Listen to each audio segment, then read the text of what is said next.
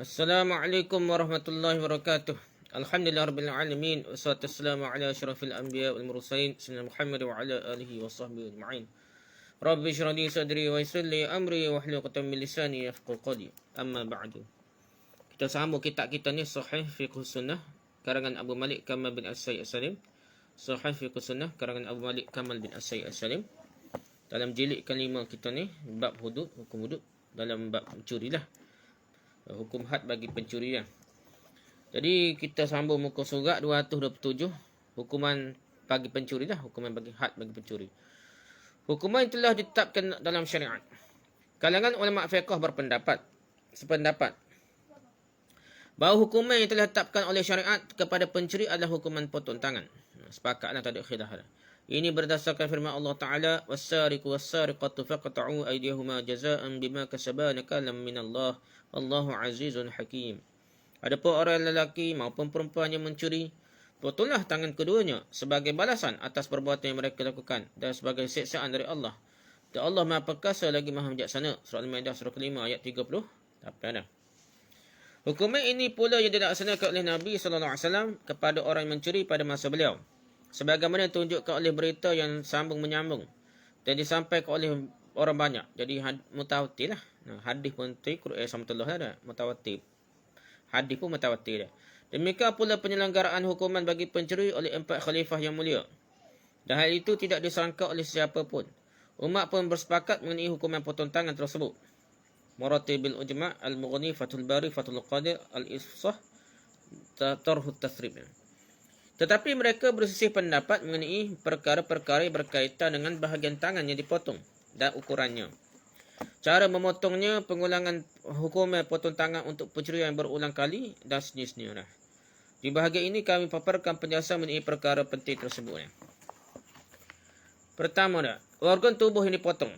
Rujuk Al-Bada'i Dasuqi Mughni Muhtash Kashafal Qina Al-Mughni Tafsir Qurtubi At-Tabariyah Al-Muhalla. Ini kitab-kitab fiqh tafsir pada dah.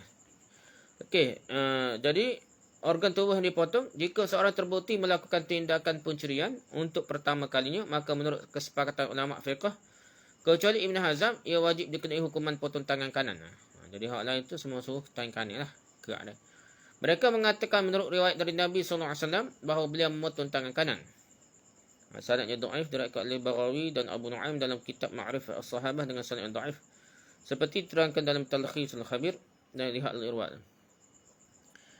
Jadi dan demikian pula para khalifah yang memimpin umat Islam sepeninggalan beliau lah. Tangan kanan lah. Sampai itu ayat tentang hukuman bagi pencuri menurut riwayat Abdullah bin Mas'ud berbunyi, potonglah tangan kanannya. Ini adalah bacaan masyhur yang berasal dari dirinya, namun tidak ada kesepakatan bahawa itu adalah bacaan Quran. Sebab berbeza dengan riwayat rasmi dari Mushaf Indo Uthmani, ia hanya menjadi riwayat masyhur yang membatasi kemutlakan dalil yang ada sahaja. Jika memang kemutlakan yang dimaksudkan dan pelaksanaan perintah dalam ayat tersebut menghasilkan pemotongan tangan kanan atau kiri, tentu Nabi SAW tidak akan memotong kecuali tangan kiri, sesuai dengan kebiasaan beliau menentukan hal yang lebih ringan bagi mereka. Kalau ikut agak-agak Nabi suka hak ringan, tentulah ke tangan kiri dah.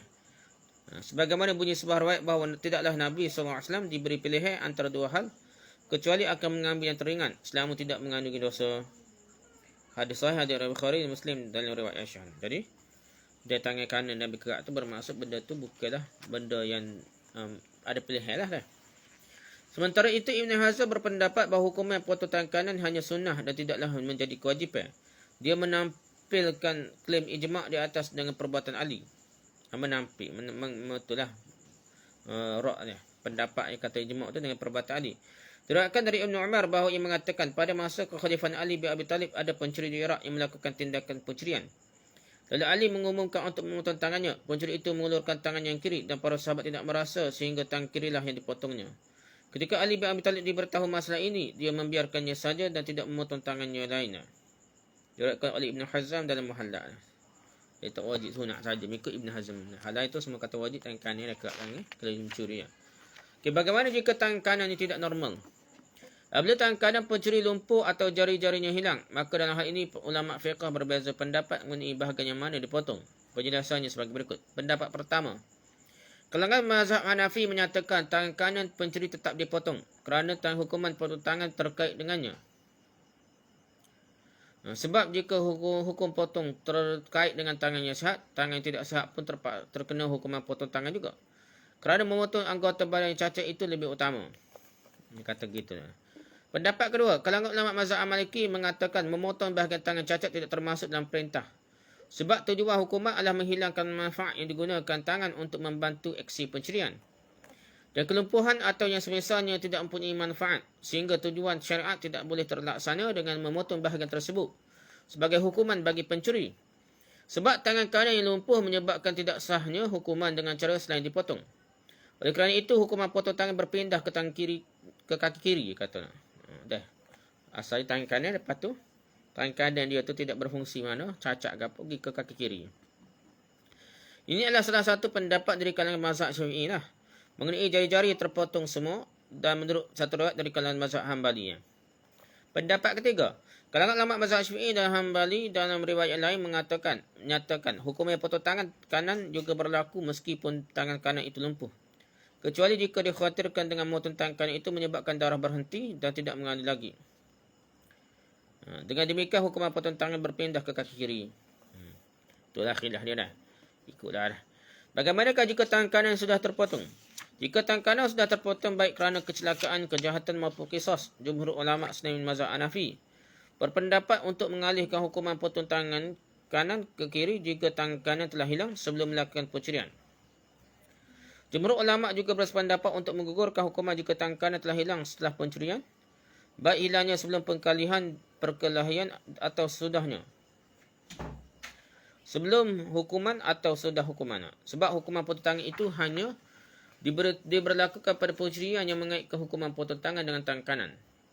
Jika tangan kanan hilang yang membuat hukuman potong tangan yang terkait dengannya juga hilang, maka hukuman potong tangan menjadi gugur. Ini jumhur ulama lah. Tiba-tiba ya, lepas curi tu orang ikat tu, hilang tangan dia. Aksiden kau apa hilang tangan. Kat demo tahulah. Tak ada bawa kepada hakim.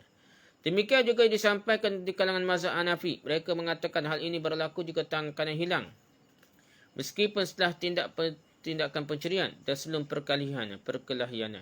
Sedangkan jika tangan kanan yang hilang setelah perkelahian dan sebelum jatuh hukum hakim atau setelah pertengkaran dan jatuh hukum hakim, maka menurut mereka hukuman itu menjadi gugur dari pencuri. Gitu dia katanya. Jumhur kata gitu. Al-Bada'i, Ad-Dasuqi, Mughni Muhtaj dan Mughni. Kedua, perbahasan kedua, bahkan tangan dipotong dan ukurannya. Al-Mabsut, Ad-Dasuqi, Bidayatul Mujtahid, Al-Muhazzab, Kasyaful Qina, Al-Mughni dan Al-Muhalla. Jumhur ulama itu terdiri dari 4 mazhab dan yang lainnya berpendapat bahawa hukuman potong tangan dilakukan dari pergelangan tangan. Mereka beralasan Nabi SAW memotong tangan pencuri mulai dari pergelangan tangannya. Hadisnya dhaif, hadis Bahaqi dan Ibnu Adi dan Al-Kamil. Hadis ini mempunyai beberapa riwayat lain menguatkannya. Riwayat hadis anak ni tak kuat tapi sokong menyokonglah. Nah.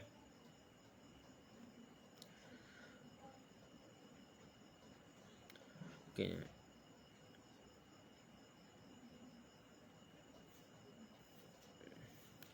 Jadi di hari ini hal ini juga berdasarkan perkataan Abu Bakar dan Umar. Ini kata-kata Umar lah. Dan Abu Bakar. Jika seseorang mencuri maka potonglah tangan kanan mereka mulai dari pergelangannya.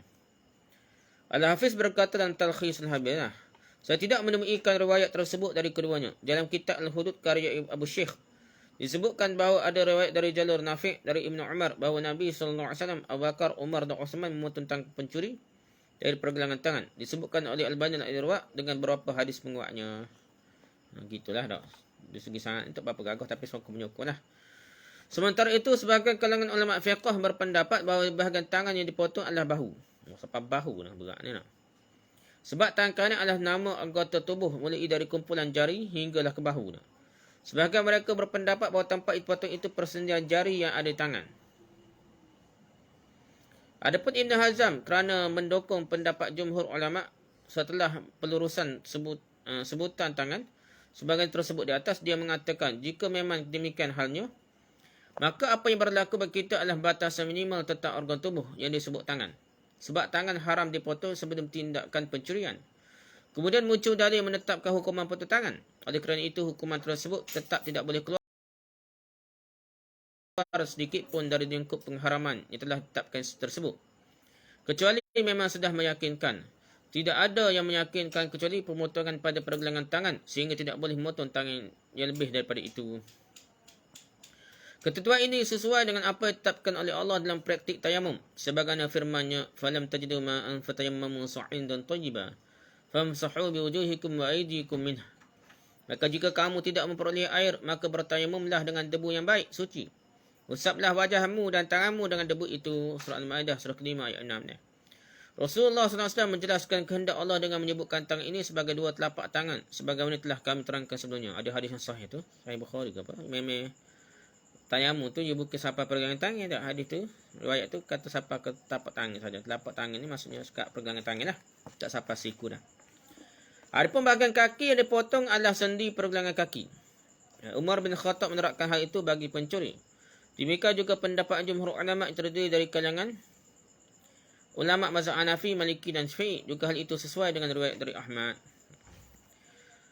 Riwayat lain dari Ahmad yang menjadi pendapat sebahagian kalangan ulama fiqh menjelaskan bahawa bahagian kaki yang dipotong adalah jari-jari kaki.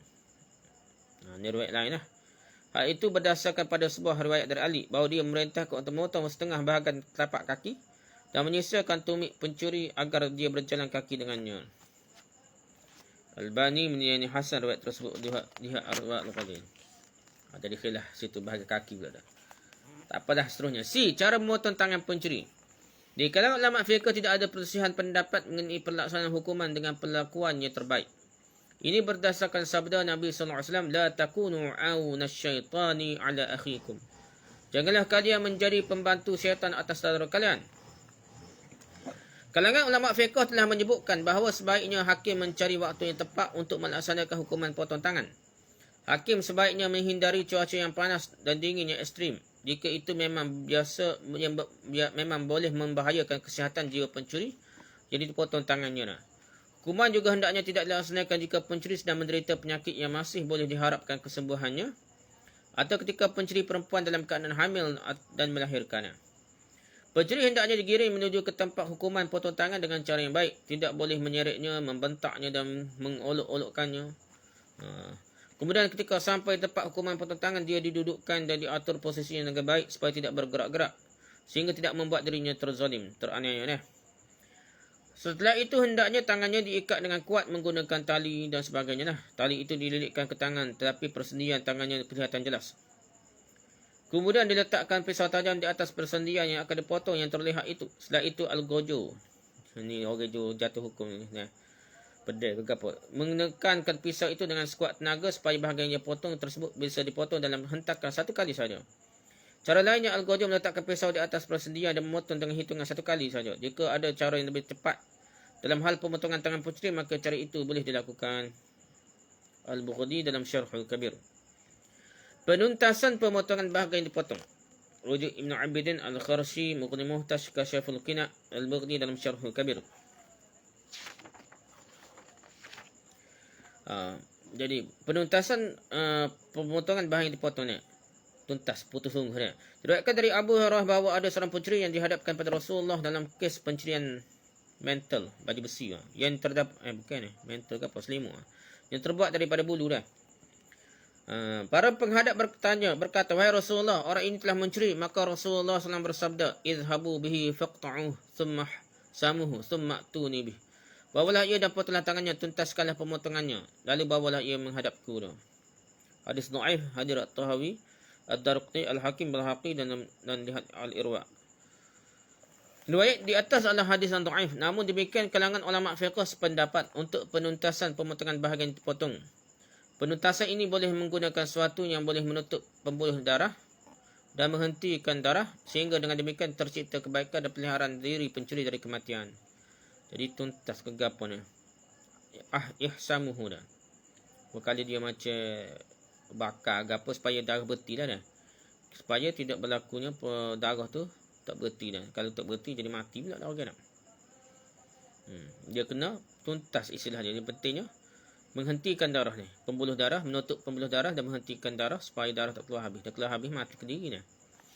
Tapi mereka bersih pendapat mengenai hukuman penuntasan pemotongan tersebut. Menurut pendapat terkuat di kalangan mazhab Syafi'i, Hanafi dan Hanbali, bahawa hukumnya wajib ain bagi orang yang melaksanakan hukuman potongan kerana persoalan tersebut diperintahkan dalam hadis.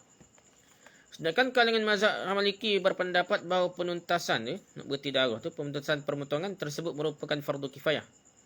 Dia tidak wajib bagi orang per orang. Jika petugas pemotong atau yang terkena hukuman potong tangan atau selain keduanya telah melaksanakan pemberesan tersebut, maka tujuannya telah tercapai. Yang pentingnya boleh tidak mengalir darah berterusan, tidak membawa kematian. Ada orang tanya ni. Kitab gapo? Kitab fiqh sunnah, sahih fiqh sunnah. Syekh Kamil, Syekh Abu Malik Kamal bin Sayyid As-Salim ni. Sahih fiqh sunnah ni. Kitab yang mudah lah perbahasan fiqh muqarran dalam bentuk yang mudah, ringkas. Okey, habis itu dah. Yang pentingnya tercapai matlamat je dah.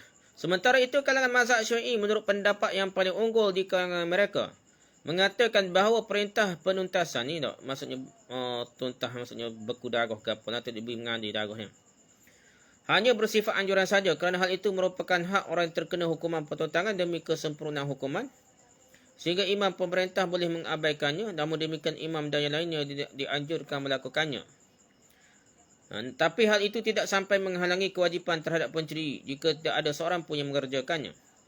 Jika penyepian itu tidak dijalankan, kemudian menimbulkan bahaya yang mengancam diri, nyawa pencuri, maka imam tidak boleh mengabaikannya, melainkan wajib mengerjakannya. Apa-apa pun kita kira pemerintah, tanggungjawab lah dah. Tak boleh sampai mati ke diri nak kat tangan, jangan benar dah. Apakah tangan dipotong digantungkan leher pencuri? Dah. Kena gatul kat tekak dia suruh kena ni bak orang curi ni kat tangan dah. Ibnu Abidin Asnam Matalib Kasyaful Qina dan Al-Bughni rujukan. Menurut kalangan mazhab Syafi'i dan Hanbali, penggantungan tangan yang dipotong pada pencuri hukumnya sunnah saja sebagai bentuk peringatan pada orang banyak. Mereka berpegang pada dalil yang diriwayatkan dari Fadlah bin Ubaid bahawa didatangkan seorang pencuri kepada Nabi sallallahu alaihi wasallam. Kemudian beliau memvonisnya, menghukumnya dengan hukuman potong tangan. Setelah itu beliau memerintahkan agar tangan itu digantungkan di leher pencuri. Hadis dhaif riwayat Abu Daud, An-Nasa'i, At-Tirmizi, Ibnu Majah dan Ahmad dan lihat al-Irwa'. Hadis dhaif lah, sanad tak bagus. Sedangkan kalangan ulama mazhab Hanafi berpendapat bahawa penggantungan tangan itu tidak disunnahkan. Namun menjadi hak imam dia. Tidak sunnah pun dah, tapi atas pemerintah lah. Jika dia melihat ada kemaslahatan untuk melakukannya, maka cara itu dilakukan. Jika tidak ada maslahat, maka tidaklah dilakukannya. Itu pendapat mazhab Hanafi lah. Pendapat yang kuat, aku yang Abu Malik katakan pendapat terakhir inilah yang paling mendekati kebenaran. Itu mazhab Hanafi ni. Jaga esok ke mazhab Hanafi ni. Dengan Syekh ni, Abu Malik ni. Mengingatkan hadis marfu' yang disebutkan itu pun dhaif meski pendirikan dari kaum salaf. Jadi tak dari sana tak berapa gagah ni. Yang seterusnya di pengulangan tindakan pencurian setelah hukuman potong tangan. Curi mula ada. Nak agwana. Rujuk Ibn Abidin Al-Bada'i Al-Mabsut Al-Qawani Al-Fiqhiyah Al-Kharshi Jawahir Al-Iklil Qalyubi wa Umarah Nihayatul Muhtaj Kasyaful Qina Al-Bughni Muhalla Fathul Bari Zadul Ma'ad Tahzib Sunan Al-Hudud wa Ta'zirat. Semuanya kitab-kitab untuk dirujuk lah. Di sini ada beberapa keadaan yang memerlukan perlakuan yang berbeza-beza seperti diterangkan dalam poin-poin berikut. Pertama, jika tangan pencuri telah dipotong, kemudian melakukan pencurian sekali lagi. Jika hal ini terjadi, bagaimanakah hukumnya? Dalam hal ini, kalangan ulama fiqh berbeza pendapat menjadi 3 pendapat. Pendapat pertama, pencuri tidak jatuhi hukuman potong tangan melainkan hanya dicambuk dan dipenjara saja. Ini adalah pendapat Atha' bin Abi Rabi'ah yang didasarkan pada riwayat yang berasal dari Ibnu Juraih. Dia bertanya kepada Atha', bagaimana jika seorang mencuri untuk kedua kalinya? Dia menjawab, menurut pandangan saya, dia tidak dijatuhi hukuman potong tangan kecuali untuk pencuri yang pertama saja. Sebab Allah Ta'ala berfirman, وَالسَّارِقُ وَالسَّارِقَةُ فَاقْطَعُوا أَيْدِيَهُمَا. Adapun orang lelaki maupun perempuan yang mencuri, potonglah tangan keduanya. Tangan kedua tu bukan tangan dua-dua tangan. Tangan perempuan dan tangan lelaki dia. Yang mencuri dia. Surah Al-Ma'idah surah kelima ayat 38. Jika Allah Ta'ala menghendaki untuk memerintahkan hukuman potong kaki bagi pencuri, tentulah Allah akan memerintahkannya dalam Quran lagi dah. Kerana sesungguhnya Allah Ta'ala tidaklah lupa. Hadis sahih. Hadis kan ni. Riwayat Atha' ni lah. Ni. Atta dia. Riwayat Atta ni hadis sahih, hadis riwayat Abdul Razak dia. Riwayat yang sahih lah dah. Dan Ibn Hazm dalam Muhalla ni. Pendapat kedua, tangan kiri pencuri dipotong pula. Lepas tangan kanan, tangan kiri. Jika dia mengulangi lagi, maka dia tidak dikenai hukuman potong tangan. Lepas kali kedua tu tak potong tangan lah. Melainkan hanya diasingkan, dicambuk dan dipenjara. Dua-dua tangan tak ada tu. Untuk kerak atau potong. Inilah pendapat Rabi'ah, Daud, Ibn Hazm, yang semuanya termasuk penganut mazhab Az-Zahiri ni. Mazhab Az-Zahiri ni kira Quran ni mana sebut kaki ni. Sebut Quran ni tangannya. Lepas tangan kanan, tangan kiri lah. Alasannya kerana Allah memerintahkan untuk memotong tangan. Dan perintah itu bererti mencakupi tangan kanan dan kiri. Memasukkan kaki sebagai hukuman pencuri merupakan tambahan atas dalil yang ada dalam Quran. Tangan adalah alat dan daya dukun dalam pencurian. Di samping merupakan alat untuk menggenggam sesuatu. Sehingga hukuman bagi pencuri berupa memotong tangan tersebut lebih utama berbanding dengan kakinya. Pendapat ketiga, kaki kiri pencuri dipotong. Lepas tangan kanan, kaki kiri dulu dipotong. Ini adalah pendapat sebahagian besar kalangan ulama fiqh, termasuk pemimpin 4 imam mazhab dan yang lainnya, serta pendapat yang disandarkan pada riwayat dari Abu Bakar dan Umar. Mereka berpegang dengan sejumlah hadis yang marfu' yang sampai kepada Nabi yang mencakupi hukum tersebut. Akan tetapi semua hadis itu adalah daif, sehingga tidak boleh dijadikan hujah. Mereka juga berpegang pada asar sahabat. Kata-kata sahabat, pendapat sahabat dalam perbahasan ini akan dikemukakan sejumlah hadis dan asar tersebut insya-Allah. Ibn Abdul Bar mengatakan diriwayatkan dari kalangan sahabat bahawa ada ketetapan hukuman potong kaki setelah tangan, dan mereka membaca Al-Quran yang berbunyi wasariqu was-sariqatu faqta'u aydiyahuma. Adapun orang lelaki maupun perempuan yang mencuri, potonglah tangan keduanya. Surah Al-Maidah surah kelima 38 itu ada maksud potong kaki juga. Ada. Okey, pendapat yang kuat ni. Aku yakni Abu Malik katakan ada riwayat pasti dari Amr bin Dinar bahawa Najdah bin Amir menulis surat kepada Ibn Abbas. Ada seorang yang mencuri dan dia telah dipotong tangannya. Apakah jika dia mengulangi lagi perbuatannya, tangannya yang lain dipotong? Sementara Allah Ta'ala firman, potonglah tangannya. Dia menjawab, memang begitu, akan tapi ditambah dengan potong kakinya secara menyilang. Hadisnya sahih hadis Abdul Razak dan Ibn Hazm dalam Muhalla. Sanad yang kuat. Riwayat ini sahih ditakhrij oleh Abdul Razak dan Ibn Hazm dalam Muhalla. Di samping itu ada riwayat dari Aisyah mengenai kisah seorang lelaki hitam yang didekati oleh Abu Bakar dan membacakan Al-Quran kepadanya, kemudian memotong tangannya kerana mencuri.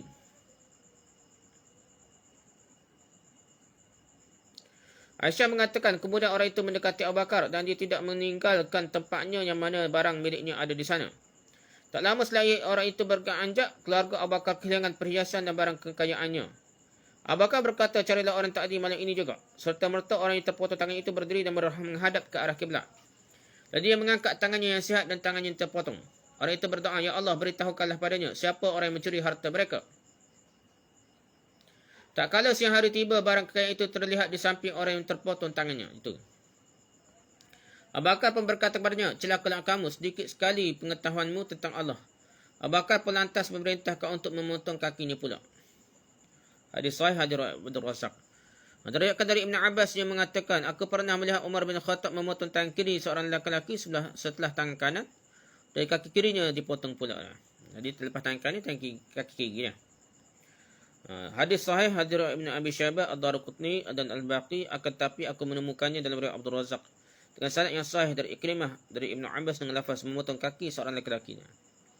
Jadi dah mana pun dengan sahabat ni, Abu Bakar ke siapa-siapa memang kuat sahih dah. Kalau bukan daripada Nabi pun sahih daripada sahabat. Sahabat pula Khulafaur Rasyidin, Abu Bakar lagi dah. Yang kedua, pendapat yang kedua dah, jika mencuri mengulangi pencuriannya untuk ketiga. Perkara kedua lah. Jika pencuri mengulangi pencurian untuk ketiga kalinya, keempat kali dan kelima kali. Jumhur ulama berselisih pendapat mengenai pencuri yang melakukan pencurian secara berulang-ulang kali setelah kaki kirinya dipotong untuk ketiga, keempat dan kelima kalinya. Dalam hal ini ada 3 pendapat.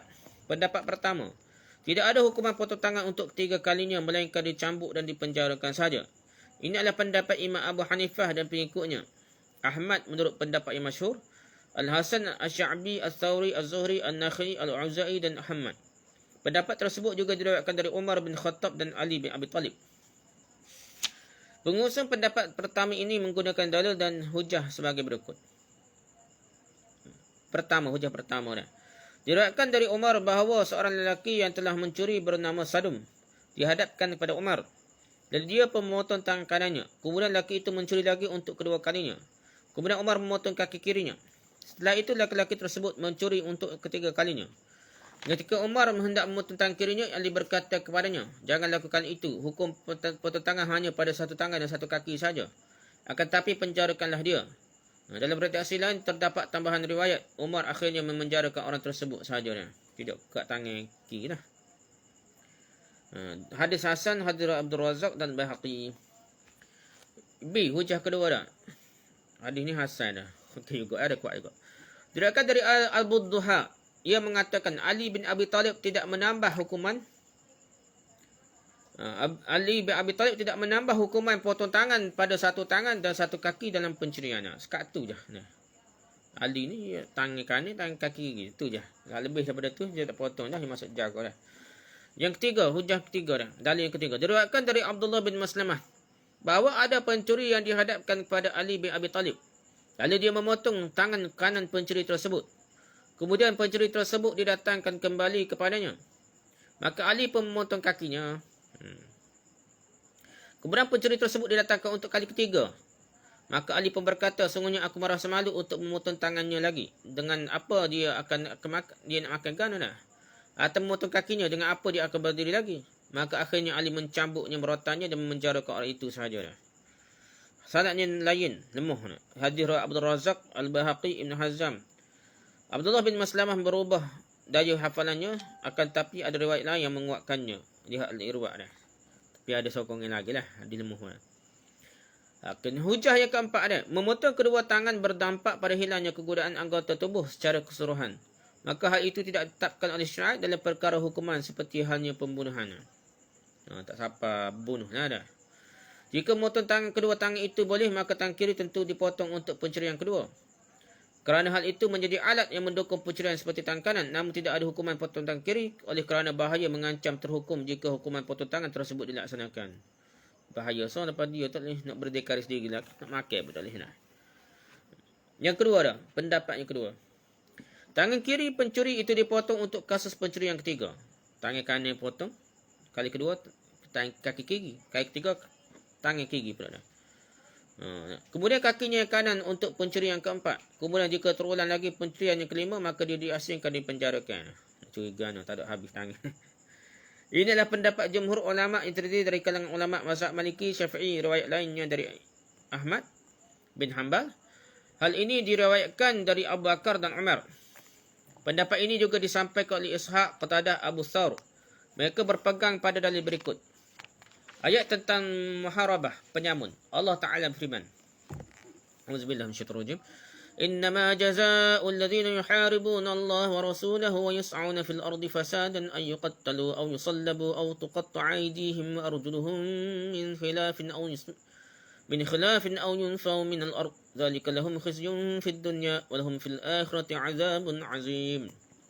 Hukuman bagi orang-orang yang memerangi Allah dan Rasulnya dan membuat kerosakan di muka bumi hanyalah dibunuh atau disalib atau dipotong tangan dan kaki mereka secara bersilang atau diasingkan dari tempat kediamannya.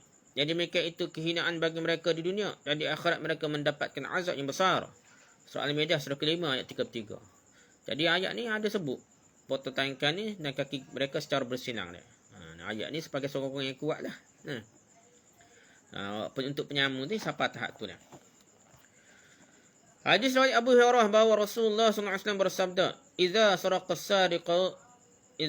as-sariqu faqta'u yadahu. فإن عاد فاقطعوا رجله فإن عاد فاقطعوا يده فإن عاد فاقطعوا رجله." Jika seorang pencuri mencuri, maka potonglah satu tangannya. Jika dia mengulanginya lagi, maka potonglah kakinya. Jika dia mengulanginya lagi, potonglah tangannya yang lain pula. Dan jika dia mengulanginya lagi, maka potonglah kakinya pula. Sanadnya lemah. Hadis riwayat Daraqutni, Al-Baghdadi berkata matruk. Dikatakan wakil dah. Akan tapi hadis ini dinilai sahih oleh Al-Albani dan Irwa dengan riwayat yang sesudahnya dan yang lainnya. Semua riwayat yang ada sangatlah dhaif. Di antara hadis itu ada perbezaan dalam matannya sehingga pendapat Al-Albani tidak boleh diterima dalam hal ininya. Al-Albani hebat setelah mana pun, benda ni tak boleh pakai lah. Tak boleh. Pasal tak ada hujah yang kuat. Kita tengok hujah dah, bukan tengok individu dah. Kita tengok hujah. Tengok sudah, tak boleh pakai ni perawi berat mana matruk pada sini. Okey, hujah yang ketiga, dalil yang ketiga dah. Hadis riwayat Ismah bin Malik yang berkata, pada masa Nabi sallallahu alaihi wasallam ada seorang budak mencuri. Kemudian kejadian itu dilaporkan kepada Nabi sallallahu alaihi wasallam. Dan Nabi sallallahu alaihi wasallam beliau memaafkannya sebanyak 4 kali. Kemudian dilaporkan lagi pada beliau untuk yang kelima kalinya bahawa dia mencuri lagi. Maka beliau pun memotong tangannya. Kemudian dilaporkan pada beliau untuk ke-6 kalinya. Maka beliau memotong kakinya. Kemudian dilaporkan untuk ke-7 kalinya. Maka beliau memotong tangannya yang lain.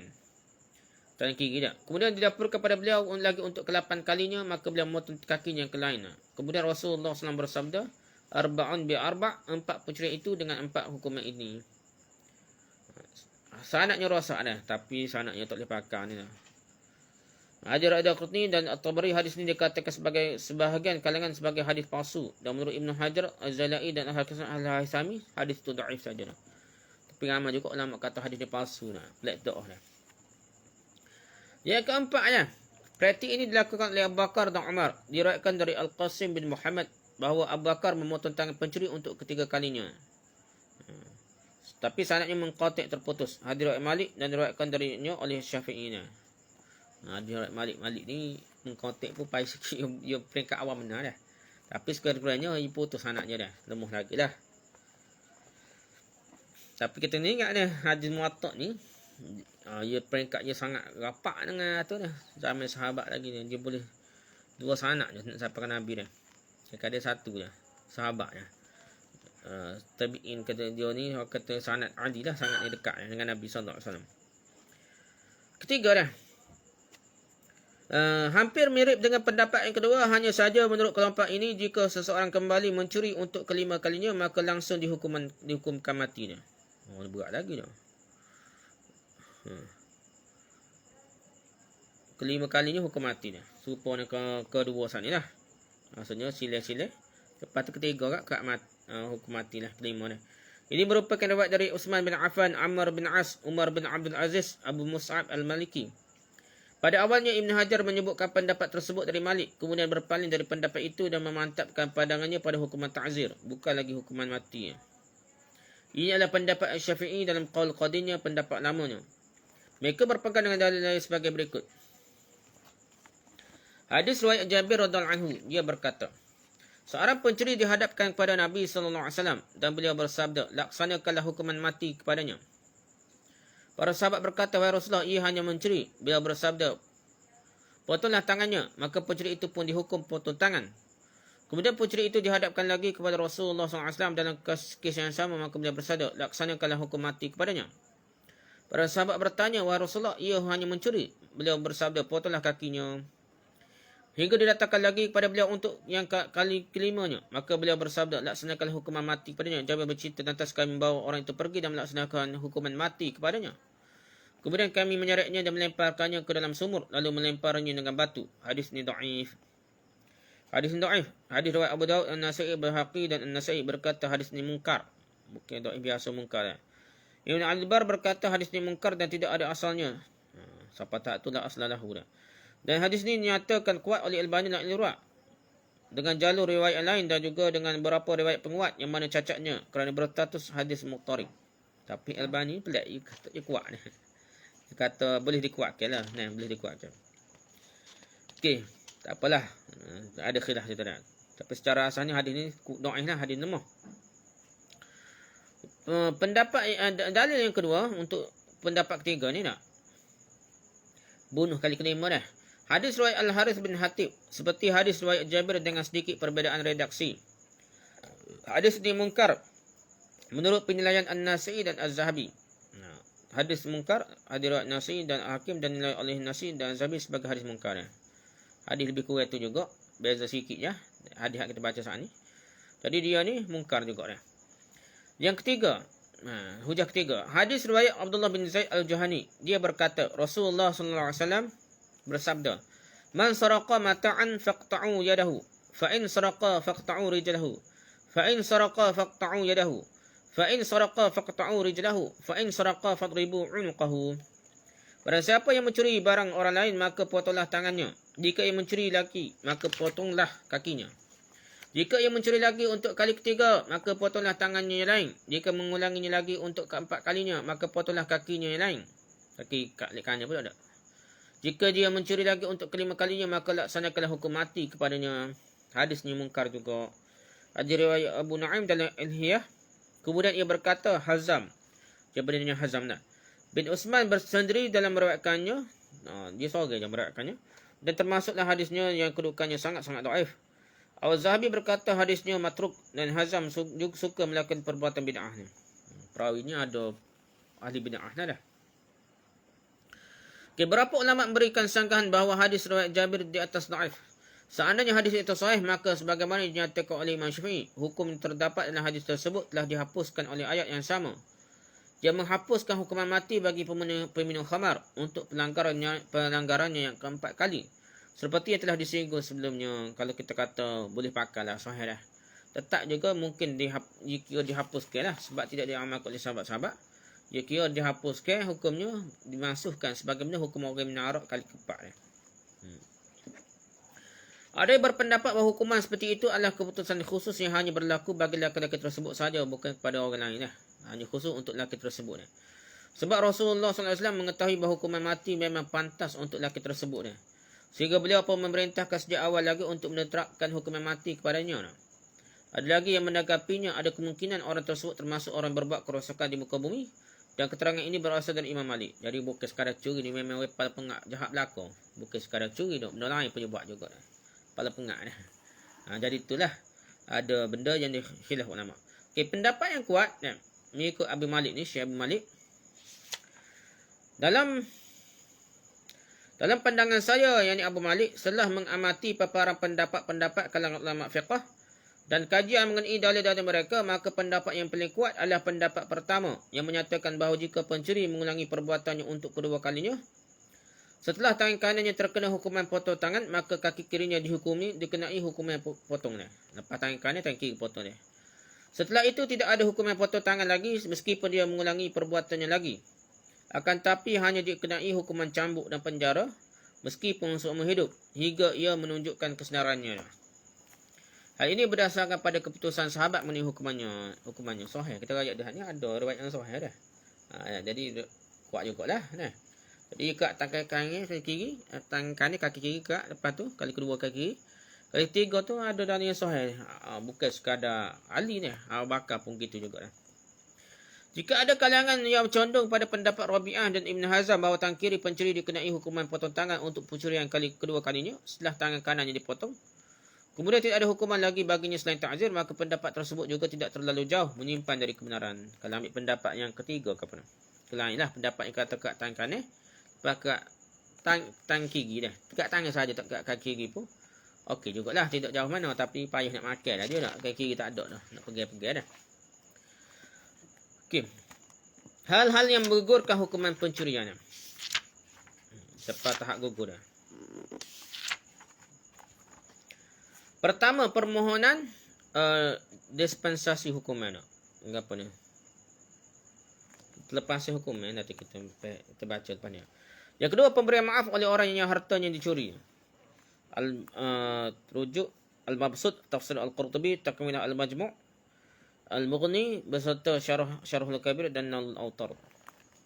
Okey, ginilah. Kalangan ulama fiqh sependapat untuk membolehkan pembelaan setelah pencurian dan sebelum perkaranya sampai di hadapan hakim.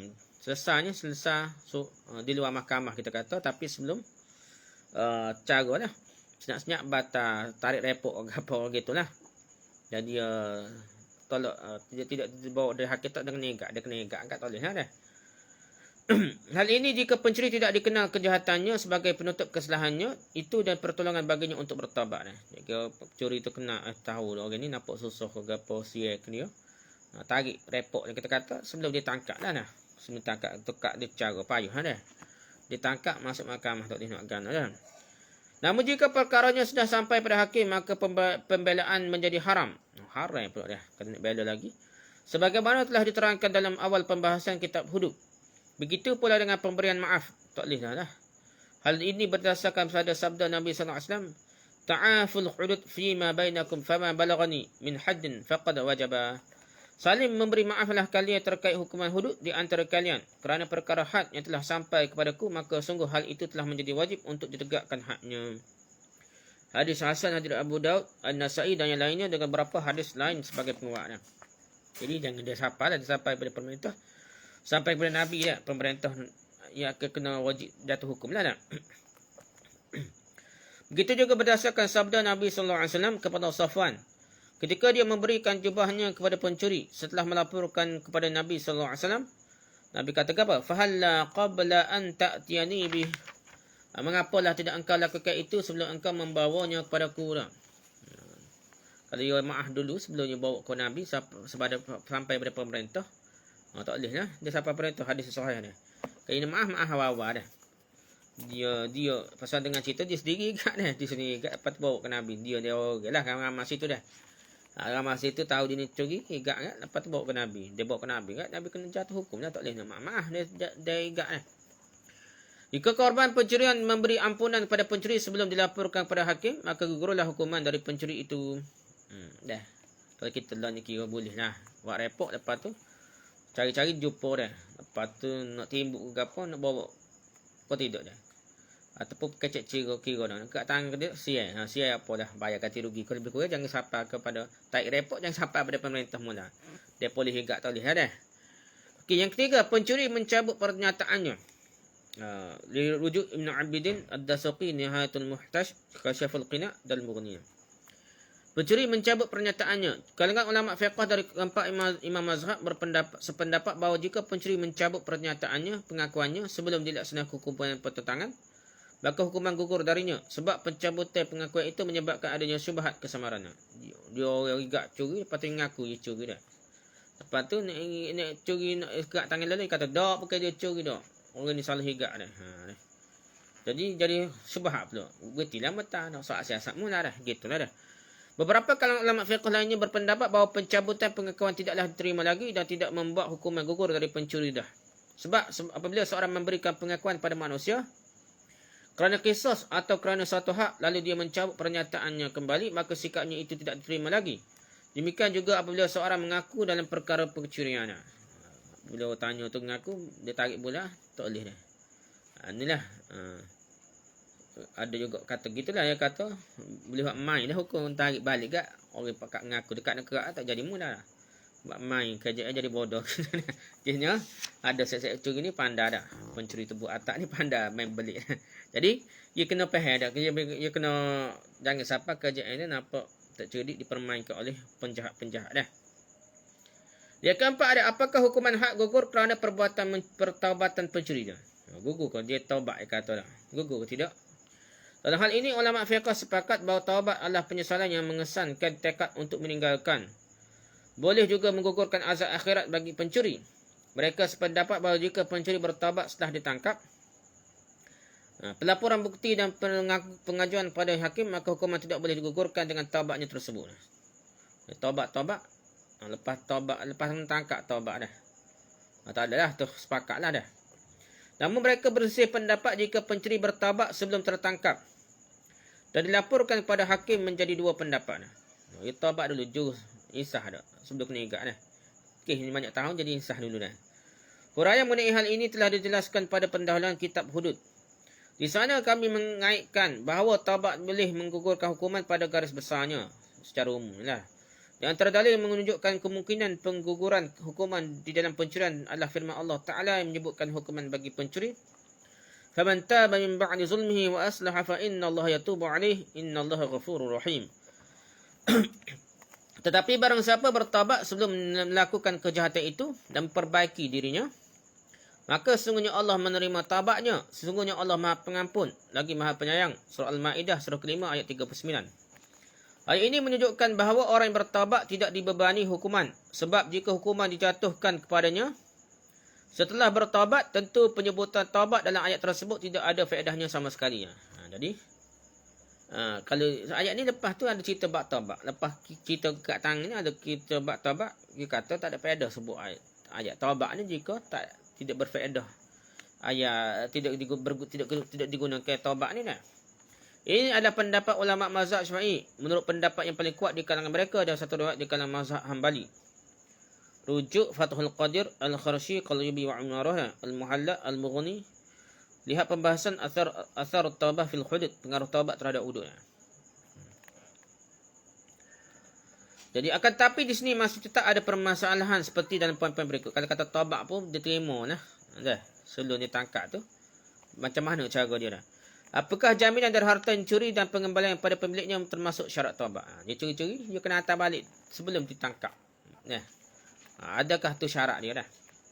Rujuk Al-Mabsut Al-Bada'i Fathul Qadir Biyatul Mujtahid Al-Qawanin Asnal Matalib Qalbi Ma'rah Nughni Kasyaful Qina'. Kita fiqh lah. Jika barang curi itu ada, para ulama sependapat bahawa syarat sahnya taubat pencuri adalah barang tersebut diberikan kepada pemiliknya semula, baik pencuri dalam keadaan lapang ataupun susah, baik dia dikenai hukuman atau belum dikenai hukuman, baik barang yang curi itu ditemukan pada pencuri itu atau pada yang lainnya. Dia kena beri lah, ngejah ni kat mana kena beri balik. Jika barang yang curi telah rosak, maka dalam hal ini ada dua keadaan. Jika hukuman belum diberlakukan pada pencuri, belum dijatuh hukum lah, belum ditangkap ke apa dah, kepada pencuri kerana hukuman potong tangan itu tercegah, maka wajib bagi pencuri menyerahkan nilai dari barang yang curi itu kepada pemiliknya. Nilai dia bagi pitih, ganti duit dah. Hal ini tidak diperselisihkan oleh para ulama. Adapun jika hukuman telah dilaksanakan kepada pencuri dah, kena kerak dah tangan. Kalangan ulama fiqh berselisih pendapat mengenai wajibnya jaminan dari harta yang curi menjadi 3 pendapat. Kalau dia kerak tangan dah, adakah dia kena perlu bayar balik ke mana dah? Jadi khilaf lagi lah. Banyak lagi tu.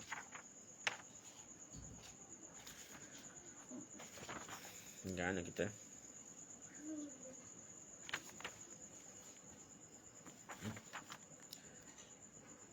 Kau so panjang pula dah. Ada kali tak? Nak sambung lagi so panjang pula. Kita sama mula ada cerita ni, apakah jaminan harta ni. Nah. Ingat kau dah. Panjang pula dah. Apalah, sekarang itulah saja perbincangan kita tentang hukum curi ni. Kita sambung sikit lagi dah. Lepas ni kita perhabis sikit, kita masuk bab hirabah pula dah. Wallahu a'lam. Subhanakallah wa hamdika, subhanakallah wa hamdika, subhanakallah wa hamdika, asyhadu an la ilaha illa anta, astaghfiruka wa atubu ilaik. Assalamualaikum warahmatullahi wabarakatuh.